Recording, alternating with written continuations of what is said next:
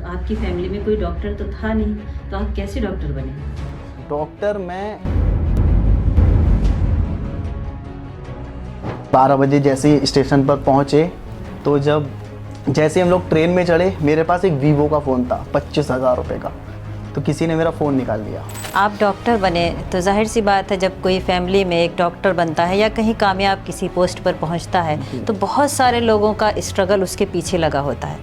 सबसे पहला होता है माँ बाप का, जो एक इंस्पिरेशन देते हैं बच्चे को। तो आपके पीछे ऐसा कौन सा इंस्पिरेशन था?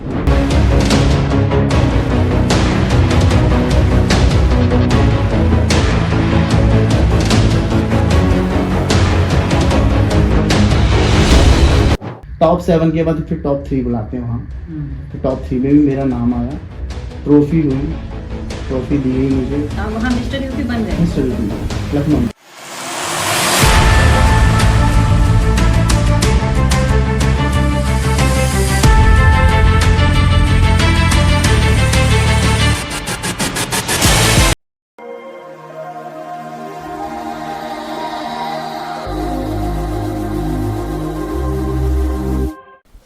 हमारे चैनल को सब्सक्राइब ज़रूर कर लीजिएगा। बड़ी मेहनत से हमारी वीडियोस बनती है और अगर आपने सब्सक्राइब नहीं करा तो ये मेहनत बेकार चली जाएगी। आज के पॉडकास्ट में आप सभी का स्वागत है। हमारे साथ मेहमान हैं डॉक्टर MS खान। आप पेशे से डेंटिस्ट हैं, लेकिन आपके शौक़ आपके पेशे से जुदा हैं। आप मिस्टर यूपी रह चुके हैं, आप कोरियोग्राफर भी हैं और आप मॉडलिंग भी करते हैं।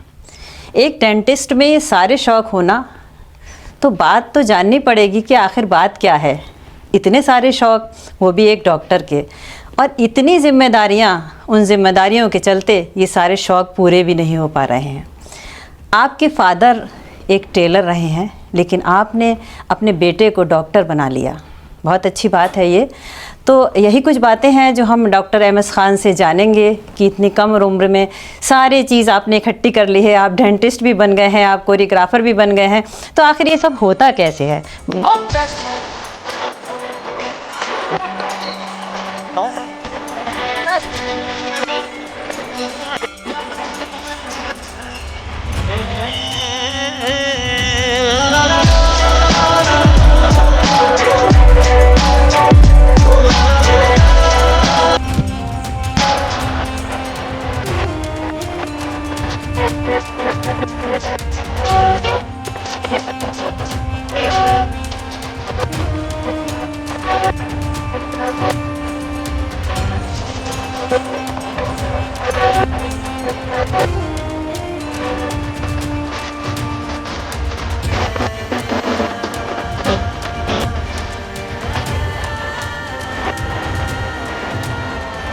बहुत बहुत स्वागत है डॉक्टर साहब आपका। बहुत बहुत शुक्रिया मैम, मुझे यहाँ बुलाने के लिए, और आपने मुझे यहाँ इनवाइट किया, और मुझे बेहद दिल से खुशी हो रही है कि आपने मुझे इस लायक समझा मैं यहाँ बैठा हूँ आज आपके सामने।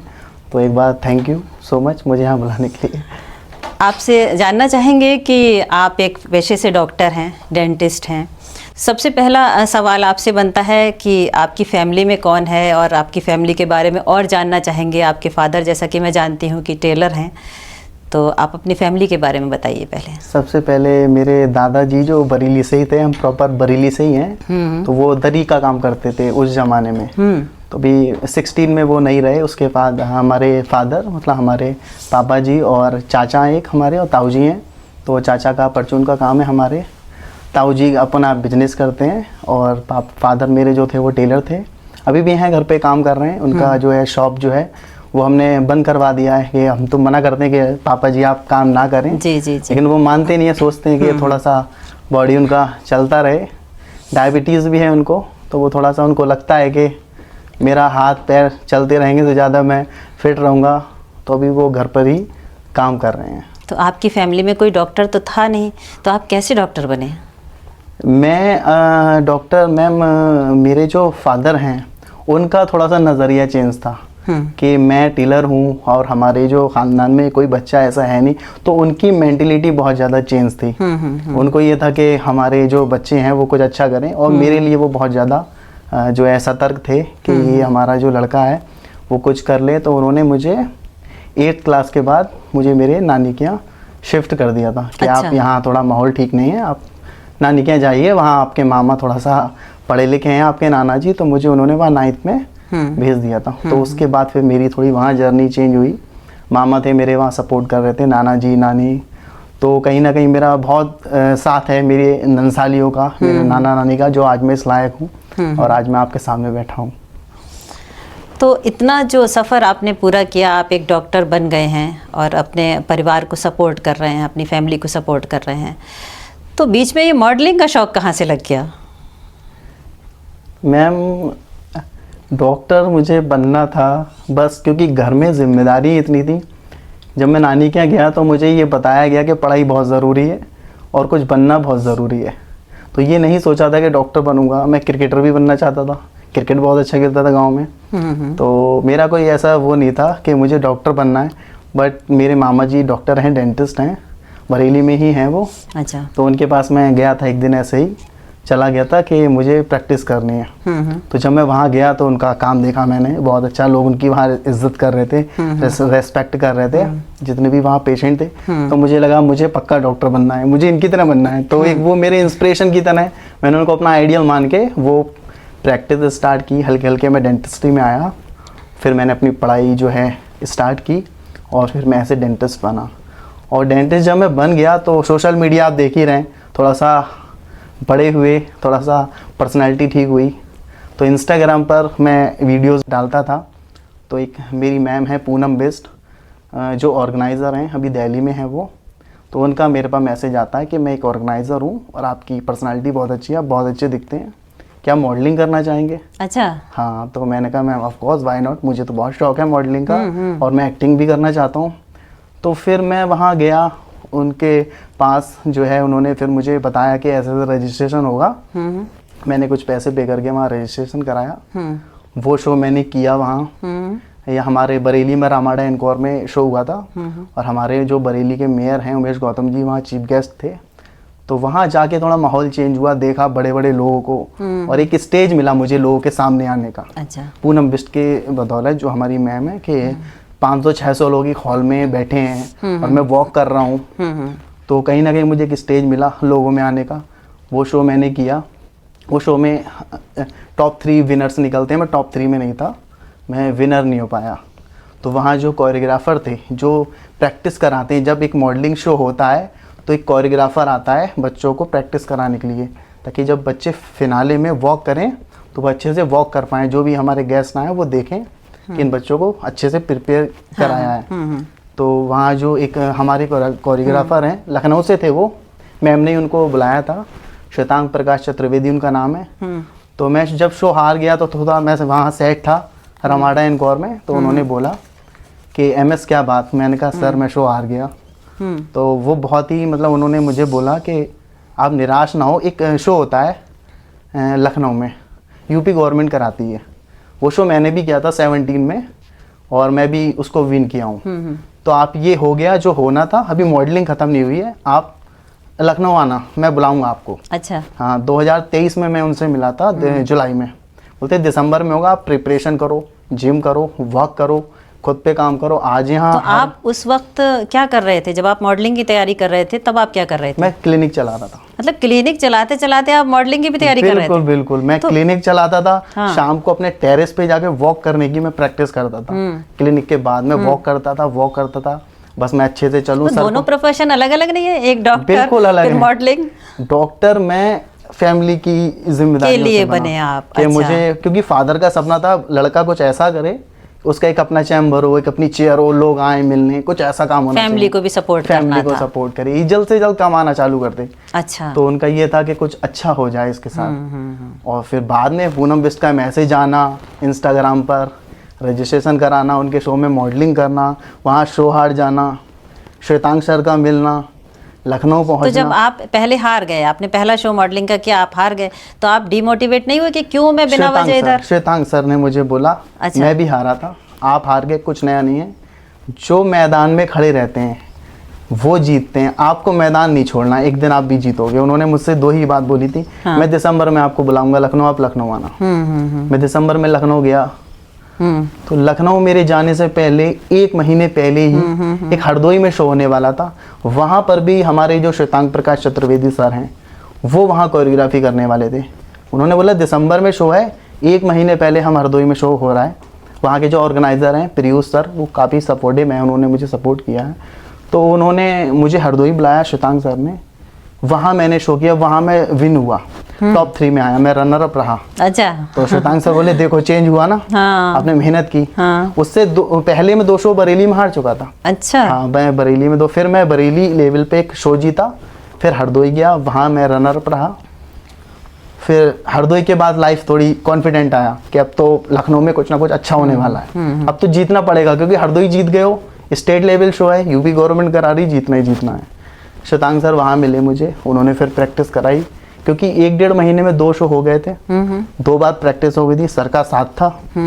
वहाँ हमारे सेलिब्रिटी आए हुए थे, अली फजल, जिनका मिर्ज़ापुर सीरीज आ चुका है, बहुत फेमस सीरीज है।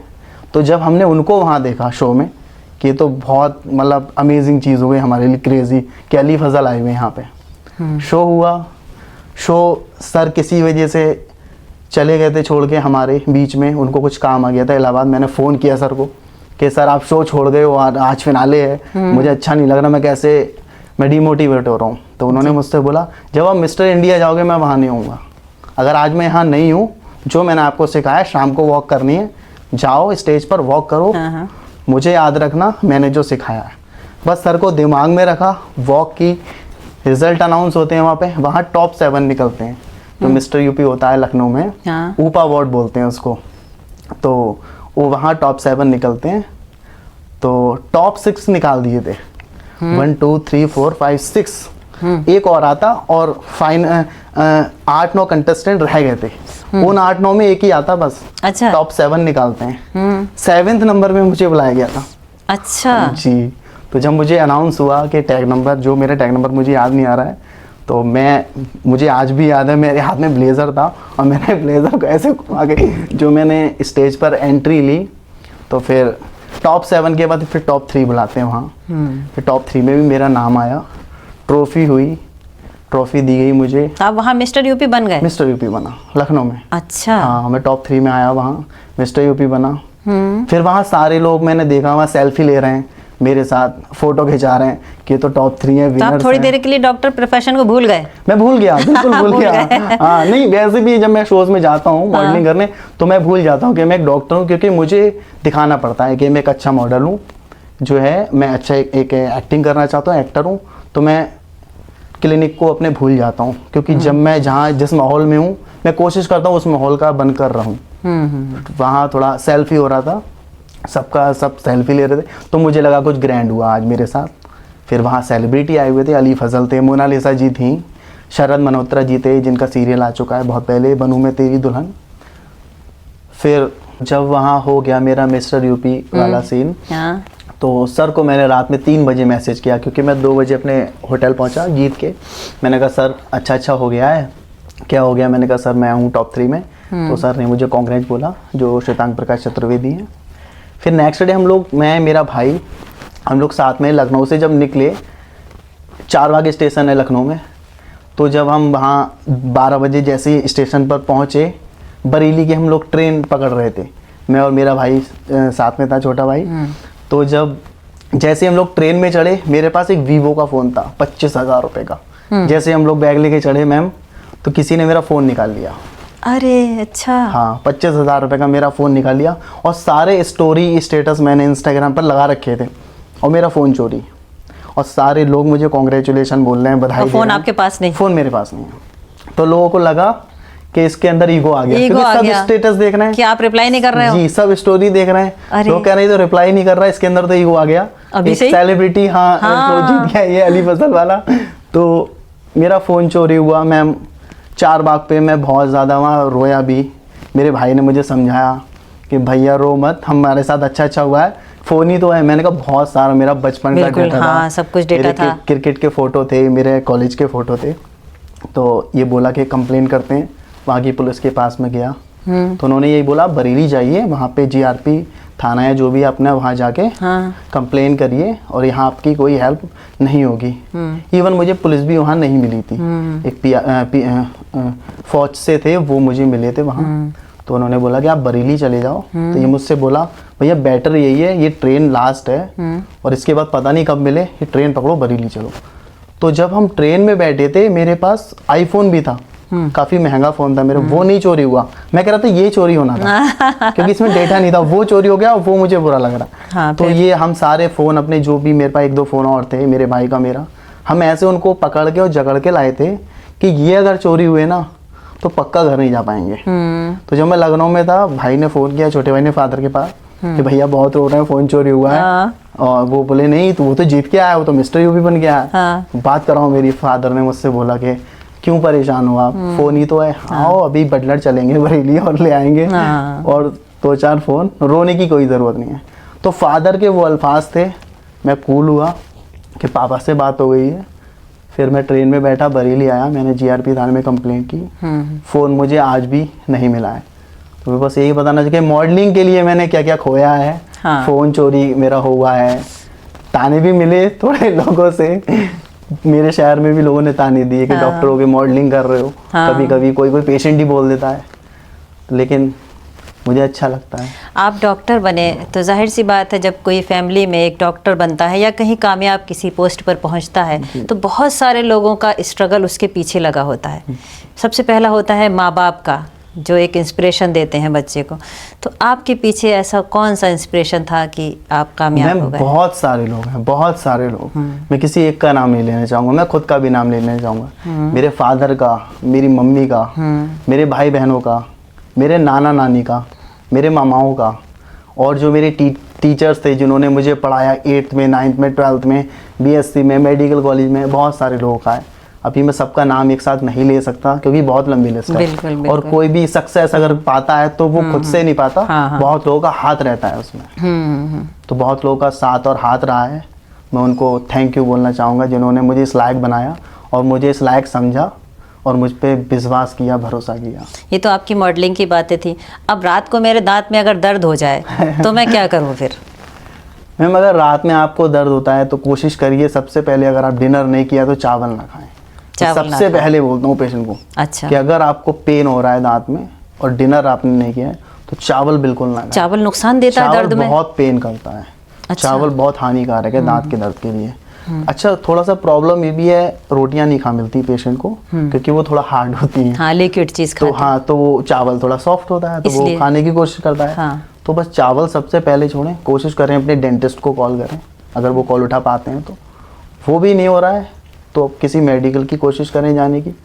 और अगर वो भी नहीं हो रहा है तो ठंडे पानी में नमक और फिटकरी डाल के कुल्ला कर सकते हैं। ठंडे पानी? हम लोग गर्म पानी में डालते हैं? उल्टा है, सब उल्टा है। ठंडे पानी में डालें। ठंडे पानी में मैं जो सजेस्ट करता हूँ ठंडा पानी।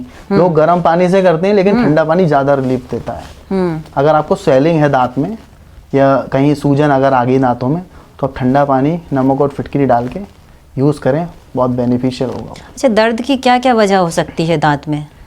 मैम दर्द की जो वजह, आजकल लोग सुबह में तो ब्रश करते हैं पर नाइट में नहीं करते, जबकि रात में ब्रश जरूर करना चाहिए। क्योंकि जब हम खाना खाते हैं तो रात में खाना खाया हमने तो जो फूड जो जमा हुआ खाना खाने के बाद सिर्फ कुल्ला ही करते हैं, पानी पिया कुल्ला किया, ब्रश नहीं करते। तो रात में जब खाना खाया तो जो फूड उसमें जमा है तो जितने भी जम्स होते हैं, बैक्टीरिया होते हैं, वो हमारे दांतों में सुबह से ज्यादा रात में जरूरी है ब्रश करना। बिल्कुल, रात में जितने भी बैक्टीरिया होते हैं वो उसमें काम करते हैं।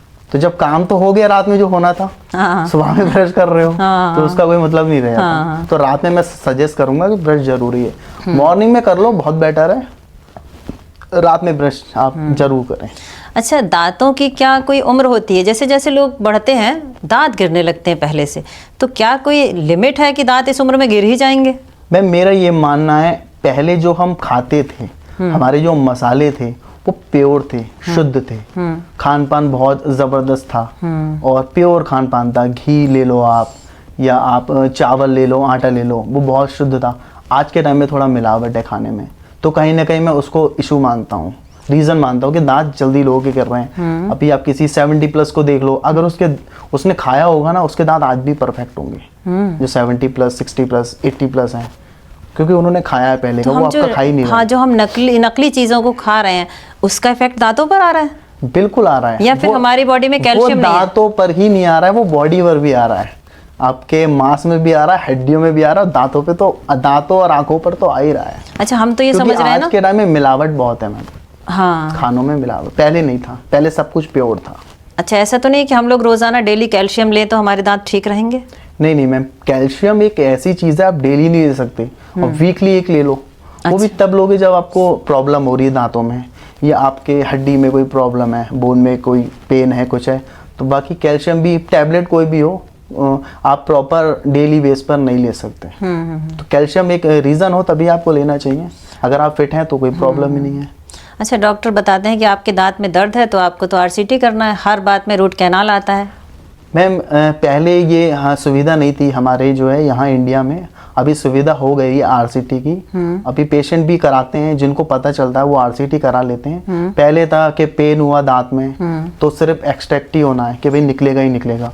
अब ऐसा नहीं है, अब आरसीटी की सुविधा है, पैसे थोड़े ज़्यादा जाते हैं, कुछ पुअर पेशेंट, पुअर फैमिली नहीं करवा पाते। पैसे तो सारे डॉक्टर ज्यादा ही लेते हैं। बिल्कुल बिल्कुल, कोई कम नहीं लेता। बिल्कुल। हाँ। तो कुछ पुअर फैमिली ऐसी नहीं भी करवाती कि भाई हमें तो एक्सट्रैक्ट ही कराना है।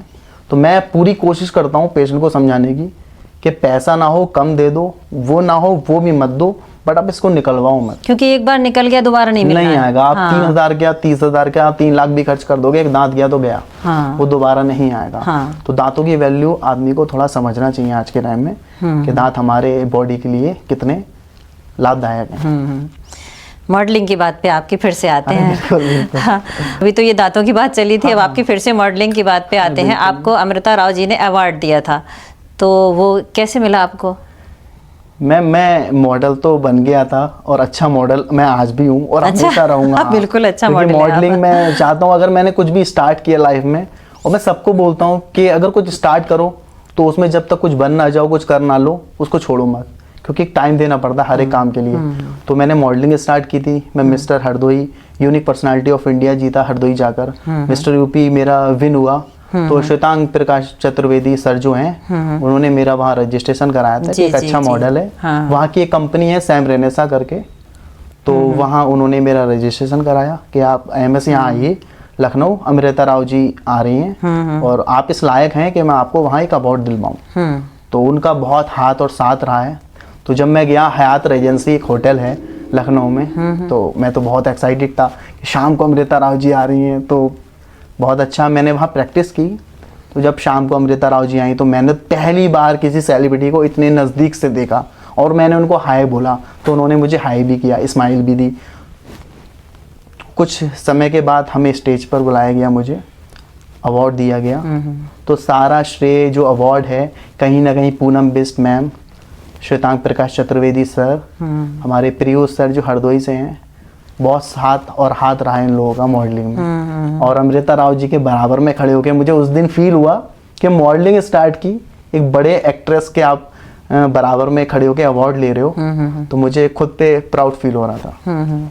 कोरियोग्राफर भी हैं आप? हाँ मैम, एक तो मॉडलिंग शोज में मैंने बरेली में कोरियोग्राफी भी की है। जो हमारी मैम है पूनम बिष्ट, जिनका शो हुआ था सीजन 1 का, मैं कंटेस्टेंट था।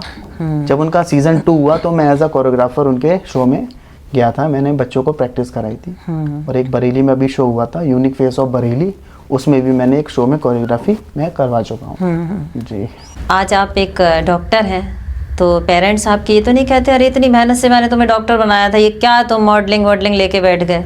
नहीं, उनको कहीं ना कहीं डर है मैम, डर है इसका। हाँ, इसका जो है डॉक्टरी वाला पार्ट, जो डेंटिस्ट वाला पार्ट है, वो डिस्टर्ब होता है, और डेफिनेटली डिस्टर्ब होता है। अभी जस्ट मैं आपके पास आया हूँ, आज मेरे पास पेशेंट थे, और जिस पेशेंट को मुझे आधा घंटा या 15 मिनट देने चाहिए तो उसको मैंने 15 मिनट वाले को 10 मिनट और आधे घंटे वाले को 20 देखो वो मिनट पेशेंट सुन लेगा आपका प्रोग्राम देख के। नहीं, मैं उनको यही बोलना चाहूँगा कि आपके ट्रीटमेंट में कोई कमी नहीं आएगी, उसका मैं वादा करता हूँ। बस मुझे मैनेज करना है सारी चीज़ें, और मैनेज करके मैं ऐसे ही अपनी लाइफ को आगे बढ़ाना चाहता हूँ। एक पैशन, एक जुनून होता है लोगों का शौक की तरफ कि मेरा ये शौक पूरा होना चाहिए, और अगर वो चीज़ें उनसे छीन ली जाएं तो फिर क्या होगा? मैम, अगर कुछ मुझसे छीना जाएगा तो मैं बस अल्लाह की मर्ज़ी बोलूँगा, ये तो अल्लाह के हाथ में है। उसने ये सब मुझे दिमाग में डाला और इसलिए यहाँ तक पहुँचाया। तो अगर वो कुछ छीनते हैं तो उनके हाथ में है कि वो क्या छीनना चाहेंगे और क्या देना चाहेंगे। तो इसमें कोई अफसोस वाली बात नहीं। आप सरेंडर कर देंगे? बिल्कुल सरेंडर कर दूंगा अगर वो चाहेंगे तो। बाकी किसी और के छीनने से मैं उसको नहीं देने वाला, क्योंकि मैं खुद से बनाया है ये सब। मैं खुद से बनाऊं, किसी को ऐसे तो नहीं देने वाला। आगे ही जाऊंगा, पीछे मुड़ने का सोचा नहीं है मैंने।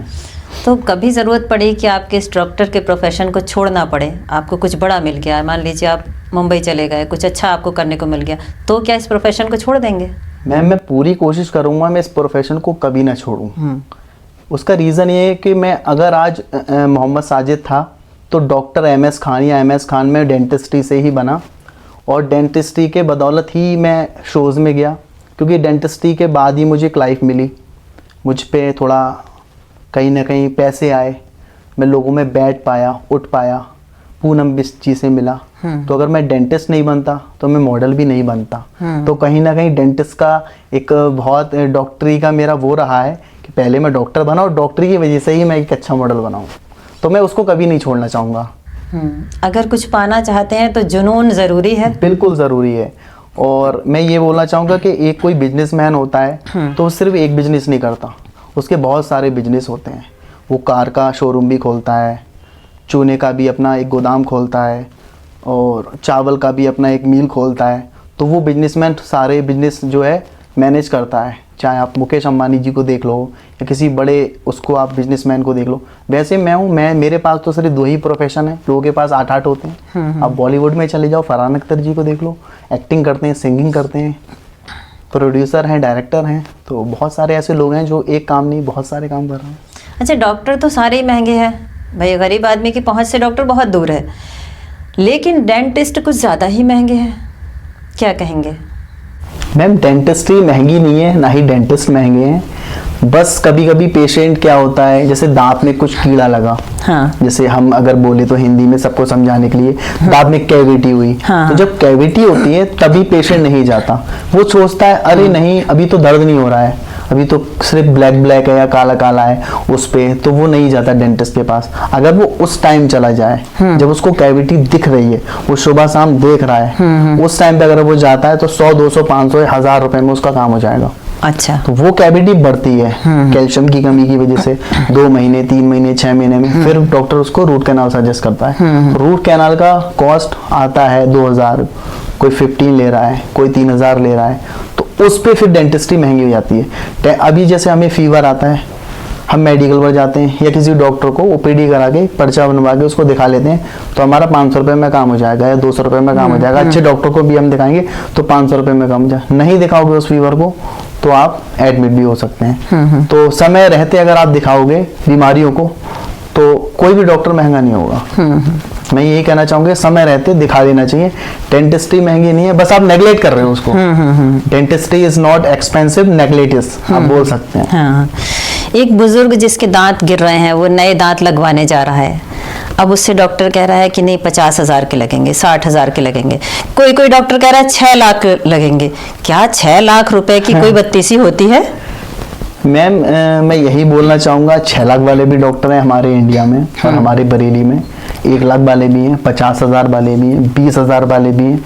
बस कुछ थोड़ा उनकी क्वालिटी अच्छी होती है, लेकिन हाँ 6 लाख के तो दांत नहीं लगते। नहीं लगते? हाँ बिल्कुल नहीं लगते। लेकिन अगर कोई बता रहा है तो मैं यही बोलना चाहूंगा उस पेशेंट को, आप 2-3 डॉक्टर को ट्राई कर सकते हैं। सिंपैथी रखना चाहिए ना पेशेंट के साथ? बिल्कुल रखना चाहिए, बिल्कुल।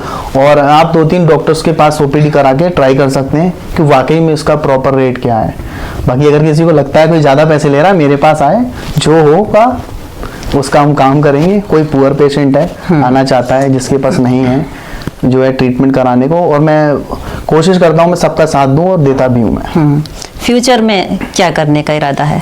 फ्यूचर में मेरा क्लिनिक चल रहा है, मैं चाहता हूँ इसको हॉस्पिटल बना लूँ। मेरे छोटे भाई बहन हैं 2, उनको भी मैं डॉक्टर बनाने की कोशिश कर रहा हूँ, वो बन जाए डॉक्टर। और एक हॉस्पिटल चाहता हूँ मैं खुद का।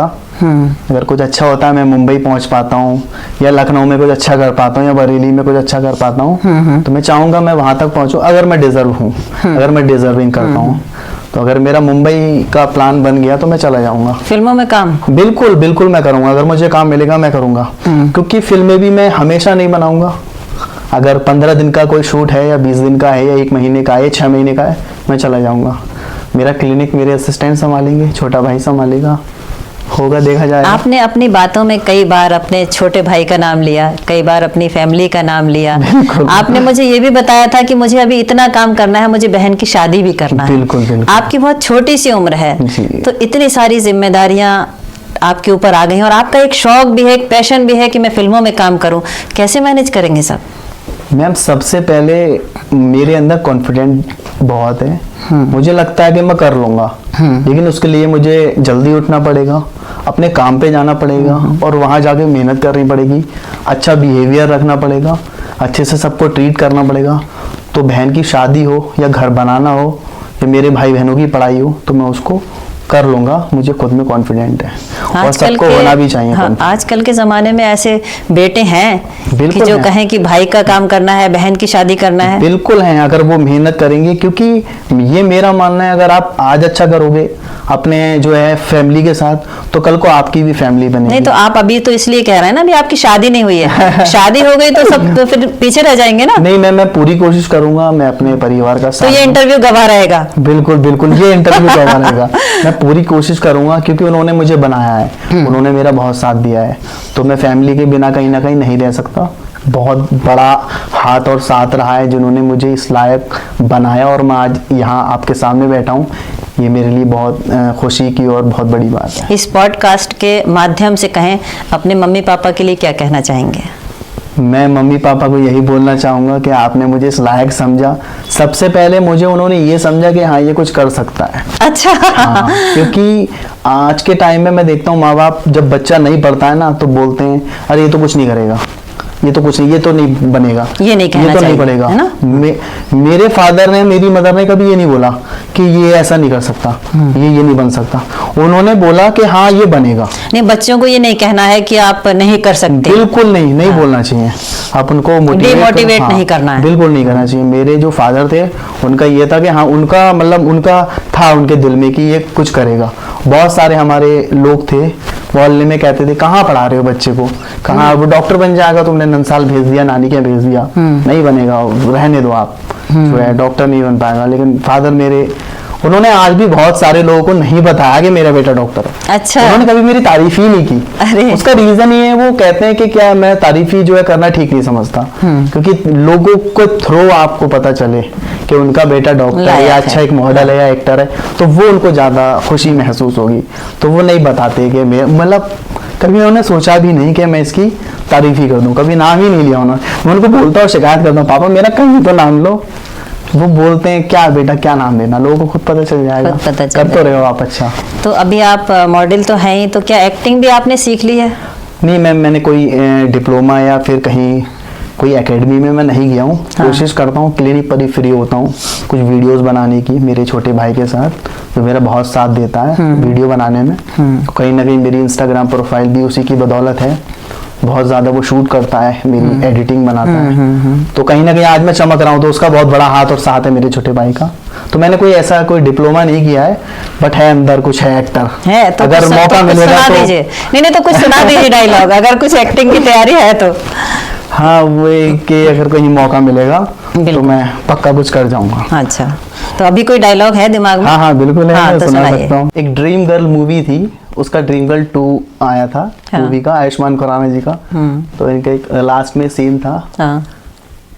अनन्या पांडे के साथ। तो वो जब मैंने डायलॉग देखा था, मुझे बहुत अच्छा लगा था, और वो एक बार में मुझे याद भी हो गया था। तो वो वहाँ बोलते हैं, जब वो शादी करती होती है अनन्या पांडे जी किसी और से, तो कुछ मिसअंडरस्टैंडिंग होती है वहाँ उनके बीच में। तो आयुष्मान खुराना जी बोलते हैं, मुझे लगा तुम मुझे सॉरी बोलोगे, मुझे लगा तुम मुझे कॉल करोगे, मुझे लगा तुम मुझे मिलने आओगे। इस मुझे लगाने ना सारी दुनिया की लगा के रखी हुई है। अगर रिश्तों में कभी डाउट हो ना, तो आमने सामने आकर डाउट क्लियर करना चाहिए। रिश्तों की उम्र लंबी हो जाती है। और अगर आपको लगता है आप इन भाई साहब के साथ ज़्यादा खुश हैं, तो रहिए। और वैसे भी मैं इस दुनिया का पहला लड़का तो हूँ नहीं जिसकी गर्लफ्रेंड की शादी किसी और से हो रही है। बहुत बढ़िया। Thank you. तो डॉक्टर खान, बहुत अच्छा लगा आपसे बात करके। आपकी ज़िंदगी के बारे में हमने जाना कि किस तरह से आप डेंटिस्ट बने, कैसे आप मॉडलिंग की दुनिया में गए, और किस तरह से आप मिस्टर यूपी बने, और आगे पता नहीं कौन सी फिल्म में आप चले जाएं। तो आपको बहुत बहुत शुभकामनाएं। बिल्कुल बिल्कुल बिल्कुल, बहुत बहुत शुक्रिया। बिल्कुल, thank you so much ma'am. ये वही अवार्ड है जो मुझे लखनऊ के हयात रेजेंसी में मिला अमृता राव जी के द्वारा। और जिसका मैं सारा श्रेय मेरे जो कोरियोग्राफर हैं mister Shwetang Prakash Chaturvedi and Poonam Bisht ma'am, Priyosh sir Hardoi से, जिनकी बदौलत आज ये अवार्ड मेरे हाथ में हैं। और ये अवार्ड जब मुझे मिला था तो मैं इसको ज़्यादा हाईलाइट नहीं कर पाया। उसके बाद मुझे talk to Shabnam, thank you so much ma'am मुझे यहाँ बुलाने के लिए, मुझे इस लायक समझने के लिए। हमारा जो चैनल है टॉक टू शबनम, उसने मुझे यहाँ बुलाया और इस लायक समझा ताकि ये अवार्ड के बारे में मैं अपनी जर्नी के बारे में और ख़ुद के बारे में आप लोगों को बता पाऊँ। हमारे चैनल टॉक टू शबनम को आप लाइक करें, सब्सक्राइब करें और ज़्यादा से ज़्यादा इस वीडियो को शेयर करें।